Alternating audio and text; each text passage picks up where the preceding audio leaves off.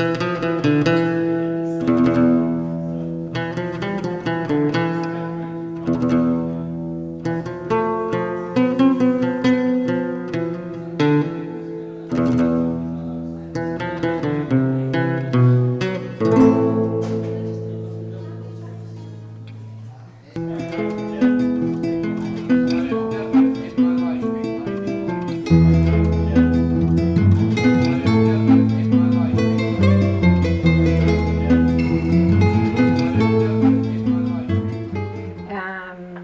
am Lucrecia Wright, and I am from Colombia, South America, and since 1991 I am American citizen.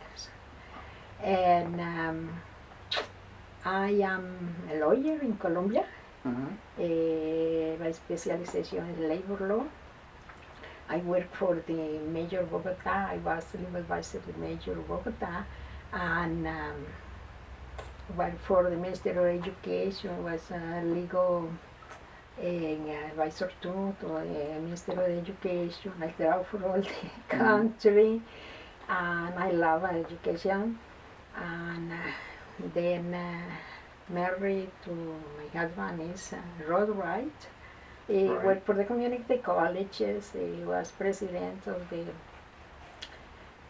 KCC, that is Climate Community College. I helped him to build the community college over there because they didn't have, and the children need that, and we worked together, and we did that. He was the first president.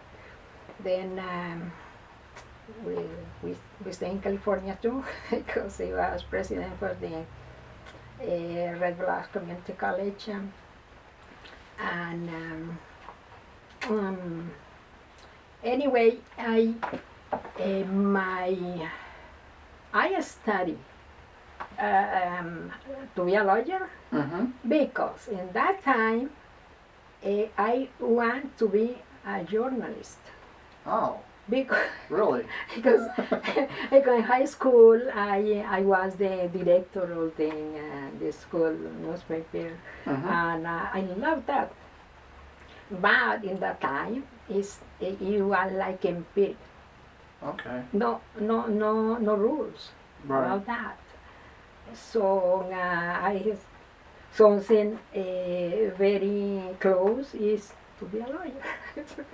That's interesting that you'd want to study to be a journalist, but choose a lawyer way of that. Yes. So it's like you would know all the legalities behind all the journalism study you have to do before you go into, say, do a journalist piece on like a hearing or a courtroom session or something like that, of what you can and can't put in the paper, or if you're putting it up for like a magazine or something like that. Yes, but it's very very interesting, and it's very good that for my book is good that. Okay. Because I have my background in all the law and different kind of law, administrative law, because I have to work in many offices, government offices. So you publish several. How many books have you published? This is the first. This is your first. It's the first one. I tell you why. Because I was with the codes and everything, and law rules and everything, and thinking about I have to write. I have to write a book. Anyway, when I came to the United States, I didn't speak English. Right. So I couldn't go to the university. I tried to go. I went. I remember that I went out because my teacher, it was Ellen, and she said, you have one background very good, so you better go to the university. You don't stay with the ESL. So I said, okay. But I don't feel like it. Did you have big imagination? She said, and I said, yes, I know. But anyway, I went to the Oregon State University. I went to there, and I have my register and everything. My husband gave me the money and everything. And I went over there, and I started just like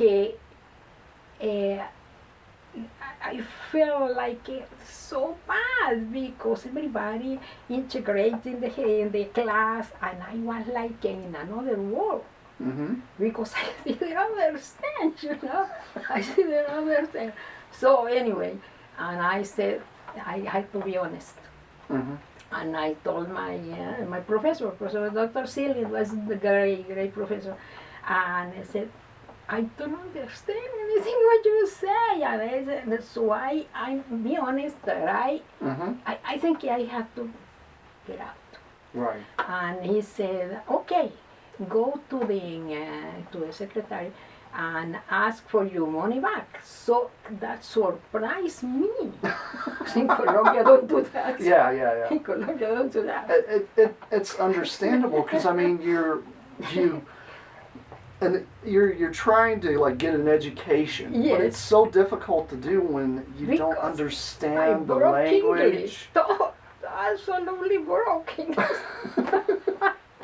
I was, oh my goodness. So I very nice people say, okay, you get your money back. Mm-hmm. I told my husband. Then I said, I start making resumes and I'm going to start working. I am going to work because I like to work. Anyway, I start my resume and my resume, legal advisor to the Major of Bogota, many high jobs in Colombia. Mm-hmm. And I put my resume. Oh, this job is good for me. That job is good for me. Yeah, I can do that. I go over there, but very low jobs, you know. Mm-hmm. And go, oh, I'm sorry, this is right. You overqualify, so you can get the job. I go home again, and I said, overqualified right now? No, oh my gosh. You couldn't do anything. Too much education for the low jobs. Exactly, and we have the same problem here in the United States. It's So- like if I go in and put in like my resume for certain jobs, they're like, Uh-huh. why are you applying here when you have these kind of credentials? Uh-huh. Most of the time they don't understand. You're just trying to get, Exactly. you're trying to make ends meet. You know, Yeah. but it's completely understandable. It's almost another frustration. So, The first one. how did you come about like actually be able to learn the English language in order to speak, in order to come over here to be able to communicate, in order to further like your educations and stuff? How did you come about doing that? Yeah, I think I got back. I got back to the to ASL. With a lot of people, all my classmates, they were maybe primary education only. Yeah? So, but anyway, I felt. Then one lady, so nice lady, it was the wife of one good writer. I don't remember who was, but very remarkable writer. And she said, "I want to be your friend. So I am going to your house to teach you English." And I said, okay, this nice lady, nice. Mm-hmm. But she started being so pushy, and she arrived with about all dictionaries and everything, and many books, Mm-hmm. and she never taught. and I said it's another frustration because I said, my goodness, and she was so pushy and said, no, but you don't understand. No, you don't do that. And I said, oh, maybe when she called, I didn't answer the telephone. Because I felt like a lot of pressure Mm-hmm. to me. Right. But she helped me very much. Mm-hmm. She helped me very much, and I have a lot of help here in the United States. I love my second country. I love it. I love it because I never felt discriminated because Latina. Right. I am Latina, and everybody wants to help me. Mm-hmm. Many people helped me.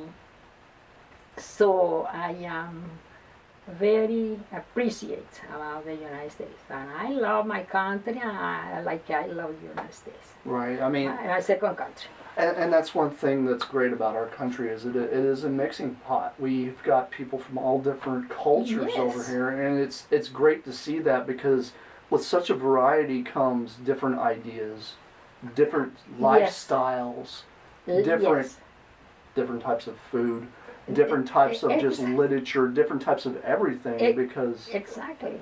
and it really honestly I think it really helps some of us tend to adapt to different types of ways of life, you know. Yes. That is one great thing about our country and I'm very thankful. Oh we, no, we I welcome always people say the over. United States so open country, so homey, Mm-hmm. you know. So I never felt like discriminated or something. My husband helped me look up, and but he was so pushy too. And now we are living part of the time in Colombia and part of the time in the United States. And he has to learn Spanish. Right. And he don't want to learn. He's only say en café, one café, Mm-hmm. uno café, say. Right. At least un café. Now, your experiences in Rotary. I know your husband is Oh, part of the yes. Rotary Club Yeah. here. How is that like? The thing is, a lot of folks don't understand. There's Rotaries in other countries, Mm-hmm. and that's one thing that I mean. I don't believe not everybody know. I mean, even myself, even being as old as I was like, I didn't know there's Rotary clubs all over all over the world. I Yeah. understood Lions Club was, but not a Rotary. Uh-huh. So, what are like the different things that your Rotary Club does over in Colombia Armenia and versus over here in the United States? okay. I have been not many times in the Rotary here in the United States. Mm-hmm. And in Armenia, I live in Armenia. Armenia. It is a coffee area. Mm-hmm. I live over there. Anyway, the name is Armenia Palma de Cera. Palma is palm tree. Okay. It's a palm tree. It's very tall. And but I been there only 1 year. No, less than 1 year. Mm-hmm. In July, I've been 1 year in the Rotary. Okay. But I thinking here is like a more organized. The meetings, Okay. the meetings. Mm-hmm. What I saw last time, and I observed that. But we are a small group. We are only 10 or 11 Mm-hmm. people, but we are very close, very involved in everything. That's good. Yeah, it's very involved, but it's sometimes it's a little. My husband go over there, but you talk too much and don't do anything productive. But it's because everybody talk something about what happened in one town, on another meeting, or another. So everybody communicate and give some suggestions and everything. Okay. And but it's I tell you it's less than 1 year Mm-hmm. that I joined to the Rotary, but I feel so good Mm-hmm. because you know, a lot of people and we know, and I feel the responsibility to help people, Right. because we have to do that. Well, that's what the Rotary is Yes, the supposed to do. Rotary, They're supposed yeah. to assist people and Yeah. help them in the community to even get established. Yeah. You know, and that's one of the big things that they try to assist anybody they can. Uh-huh. You know. I grew up in Bogota. It's a huge city, about 9 million people. And but my husband like Armenia to live. It's a city only 250,000 people, and it's very the people are nice, really nice. You know, like a taxi drivers, they just stop. They bus drivers, everybody is like very nice. So I think everybody said this is a nice city for living. Yes. Unfortunately, the the employment is very bad, and there an average maybe I don't know how many, but it's terrible. Like the second one in Colombia that have the high rate of unemployment. Wow. It's bad. It's bad that. But it's because maybe it's like a tourist place. Right. Because it's a city that came for all the world. Coming to we have one coffee park. It's so nice. And I was last year filing to go for one of those shows. They make it excellent shows over there in the park. And I met with a lot of people from New Jersey. Okay. It was a pretty good, big group. Right. And they told me, we stay in Bogota 1 week just learning Spanish. They said that. And they said, we visit Ecuador, we visit, I said que las Galapagos, and visit Peru, Bolivia. They said many countries, Argentina. But we like the best Colombia. So I felt so good. And I was talking with them and a lot of people from all the world. It's a tourist area.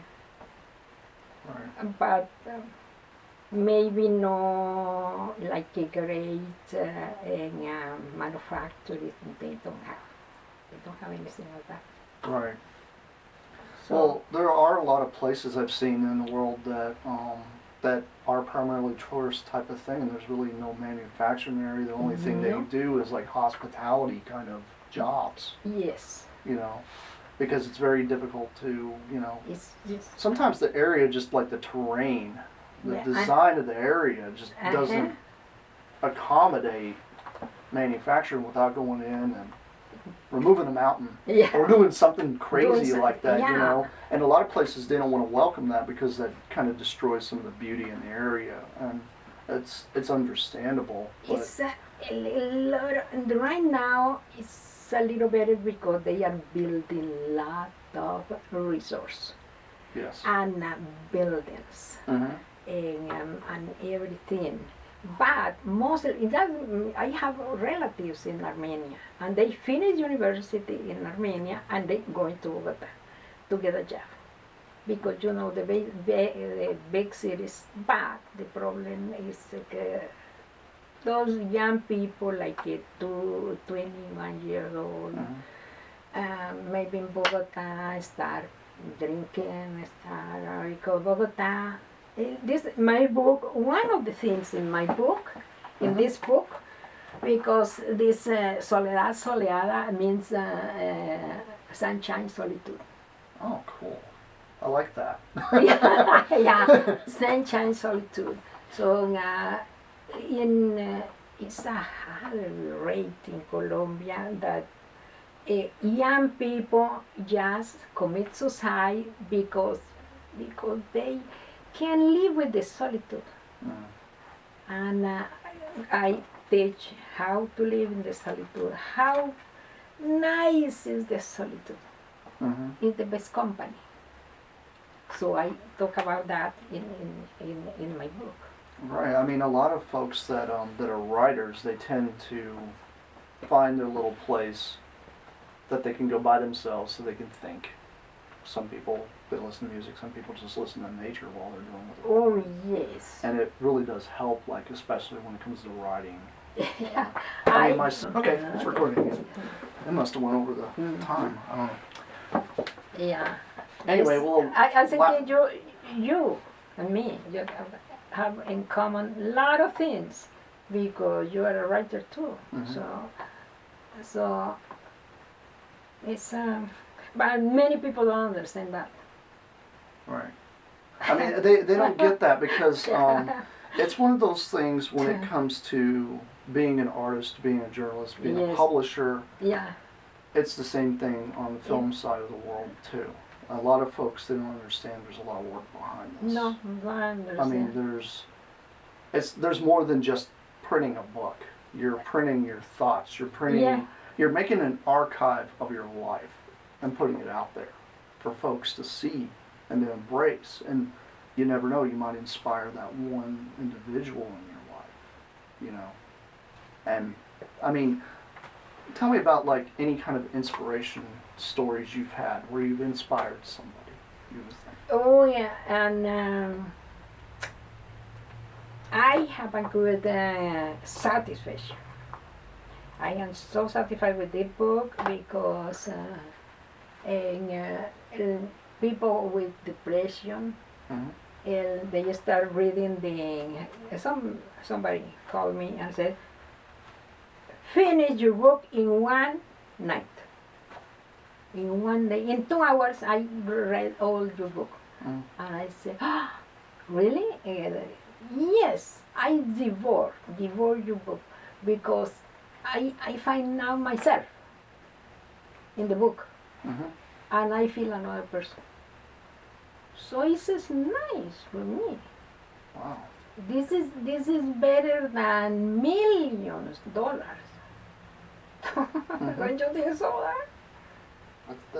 It's another lady just called me just there's a WhatsApp and said I never stop. I started your book, but never stop. I continue. So I said, that's good. And don't happen with you that sometimes you reread something you write and said, when did I write that? Yeah. How did I write it? There are times that I do that, like when I will go and I will gather the news and do all this story and put it together, and then I'll email it because we try to proofread each other's stuff here to make sure what we're putting doesn't insult anybody, doesn't leave something out, helps, like, you know, okay, maybe something isn't worded the correct way, because when you're writing what's going on in your head. It doesn't matter. It really does. It's like I'm writing literally my thoughts. It's connected everything. And then when somebody else reads it, it's like, that doesn't make sense. So you sit there and try to explain it back and forth, and then they're like, oh, well, try this. And then it just clicks and makes sense. It's like, why didn't I think of that before? It happens. You know? Yeah. But I'm trying to make a correction. Very, yes or not? Yes or not? Maybe? I don't know. It is a work of art. That's what a lot of folks don't understand. Words are a work of art. People don't understand. It's like there's more than just words there. I mean, when you pick up a book, even if it's like a digital edition where you're reading on a touchpad or any of the Kindles and stuff like that, it's the same thing. You're literally reading what that author wrote, you know, and there's beauty behind all of that. And a lot of kids, like when I was younger, didn't really respect it. And later on, as I went through school, I took a creative writing class and found out that my teacher absolutely adored all the writing I was doing, and I thought I was just a horrible writer. I just thought I'd come up with stuff, and then she was like blown away by what I was writing because I was very creative. You know, Jason, that I really learned how to write one book here in the United States, in the University of Oregon, in the creative writing classes. Because I have all my ideas, but disorganized. Right. And I remember Dr. Seelin told me, he said, oh, you have big imagination. but you have to organize. Mm-hmm. Don't forget you have to write it like that, not like that. Exactly. This is keep in mind all the time when I, uh, and you know when something you don't like is because you don't like. You write something that you don't like and you don't like. Yeah. Maybe somebody like, but I said no, I have to change. Right, that's where you have to adapt, and it's like sometimes you have to accept the simple fact that when you write something, it's like I might not necessarily like what I'm doing, but somebody else is going to enjoy it. So Yeah. you have to kind of get over that speed bump. That's pretty much what it is. You have these little speed bumps in life, and you can get over these hurdles when Yeah. you write. You know, and I just recently went to a journalism class. Oh yeah, TCU. maybe if I have another thing to tell you. When I was working as a lawyer, as an assistant to the Minister of Education, and I had to go for all the places in Colombia, and when they say we have to rule about the journalists, about the schools of journalists, because they were Olympic. And the minister said, you in charge to do that. Oh, my goodness, this was a big challenge for me.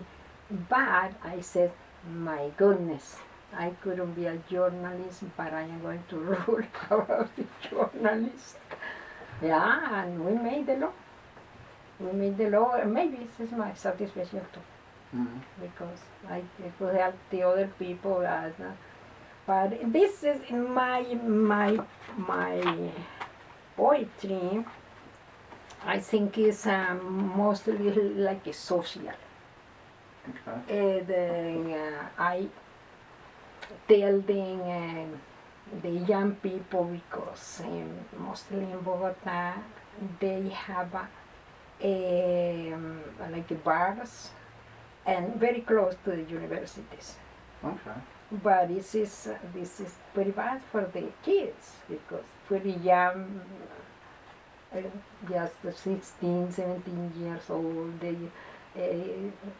leave the class and go to just drink, just alcohol. And I am trying to help them. I'm telling the government, please take off all the bars close to the universities. Well, one thing I've noticed when it comes to that kind of thing, like here in the States, I just got done doing a piece, it was a couple weeks ago, on Ranger College. They've opened up their own. My husband was working in the Ranger Okay, College. so you're familiar with the Activity Center and what they've done. And honestly, I think that's what I think a lot of universities should do. They should open up activity centers. It gives the kids something, an alternative to do other than here they go to Abilene or Dallas and Fort Worth to go party on a weekend or something because they have nothing else to do. Giving kids options and alternatives usually helps out a lot, especially for college, because the big thing a lot of these guys do when they get done, out of their class, they want to go blow off some steam. I myself, it's the same way when I got out of college, but I was all wanting to, I want to go do something with my film stuff because that's what my obsession was. But some of these guys, they're practicing doctor stuff and stuff like that. There's not much for them to do. That's where you've got to come up with hobbies to do. Go ride a bike, go out and go jog. Yes, go ride, go do something that completely has nothing to do with what you're wanting, what you're trying to study. If you do something different, then it's going to bring in another hobby to be able to enrich your life. Yeah. Yes, enrich your life.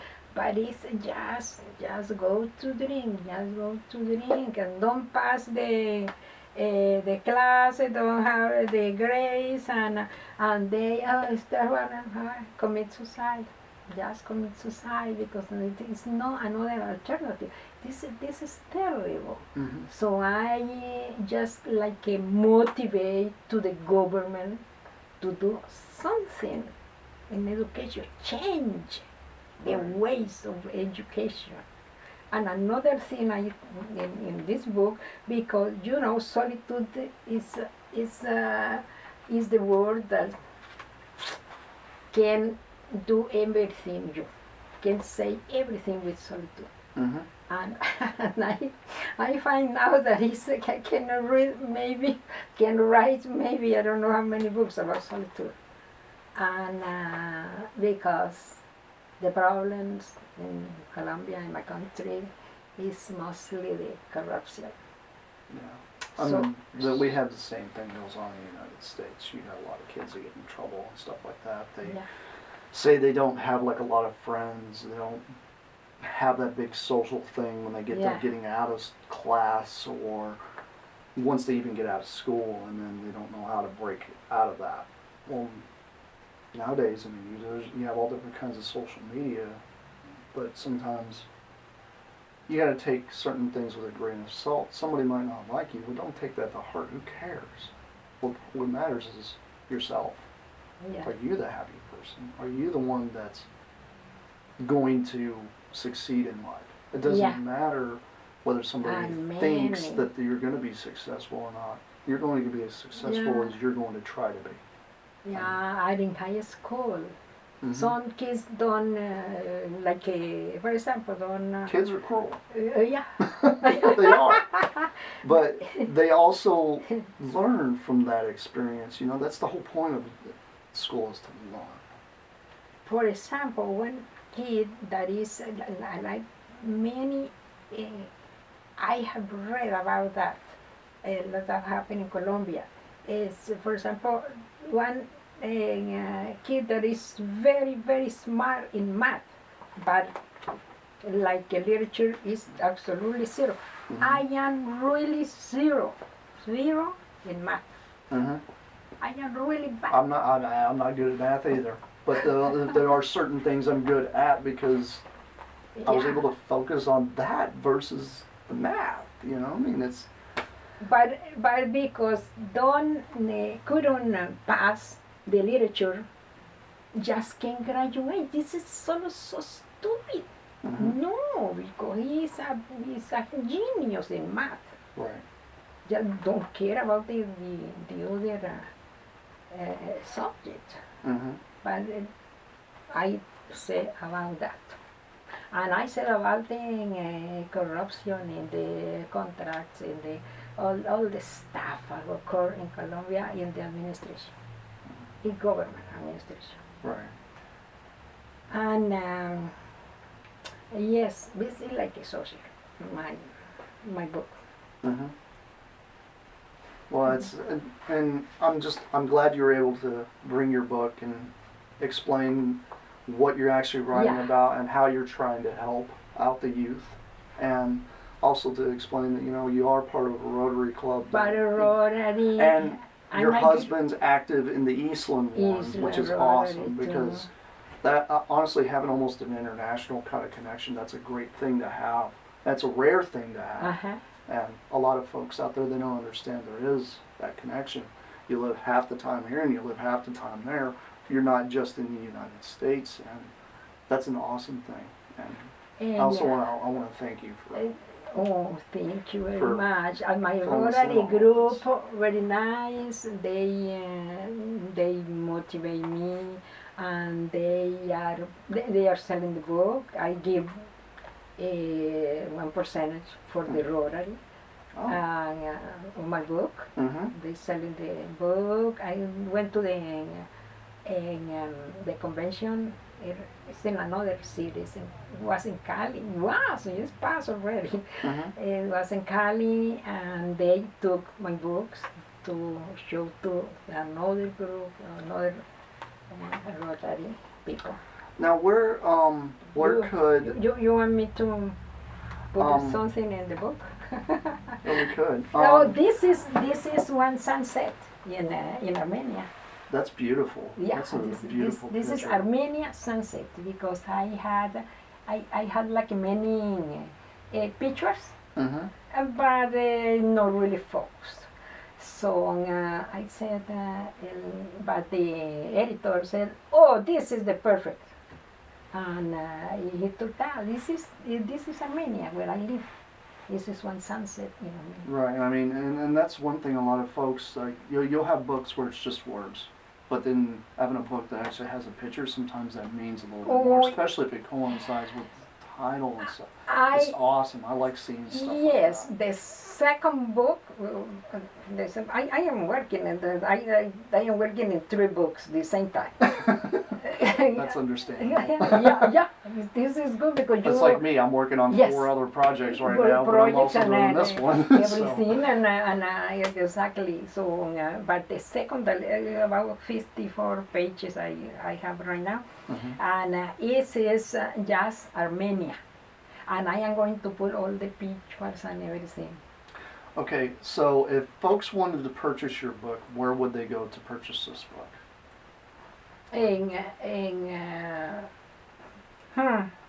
Like, are you selling these online yet, or? Some people say they put me in the Facebook. They put you on Facebook. In Facebook, yeah. You can do that. Okay. In Facebook or in Twitter or something like that. Awesome. Yeah, because people say, well, in Facebook in Orlando, some people calling, how can get the book? How can get the book? And you just order directly from you and you'll send them? Yes. How many copies have you sold so far, do you know? I start selling since before the presentation. Yes, before the presentation, the editor said, "Oh, I can give you 50, and I can give you 50." So in just among the friends, relatives, and one read another one, another one. I think I sold more than 50 before the presentation. In the presentation, I saw a lot of that night, and they are selling in different places, in Bogota, in Manizales, in Armenia, but it's not in the libraries. It's not in the libraries? No, because I don't know. I think in my book is better, and because in the library charge like $15 more. Have you thought about trying to sell them off of like Amazon or something like that? One of the online retailers? No. It might be an option. Might be an option. You can look into those because what you're writing about, this is like a worldwide type of thing. It's not just in a couple countries. It's all over the world, and I'm sure a lot of folks would probably want to pick this up. Especially with people that have Google nowadays, that they can take text that you have, and if they want to read it in another language, all you gotta do is copy paste and read it in their language. Be able to, wow, I can see this in my language. And be able to take in the same words that you wrote. Yeah, because I think translate in English just point is kind of difficult. You think so? It's understandable. There's times that I'll look something up and I'm looking up something in Japanese and you'll try to translate it to English and it's like it's broken and I can't really understand what it reads. And it's because they word things different over there. Yeah. So. And it's the same thing. Different, and this is. It's the same thing with Spanish. This is my picture. This is in front of my house. Yeah. That's awesome. But I want to thank you again for. Thank you very much. For presenting this to us. I have your telephone. Yes. But we live on 28 next week. Okay.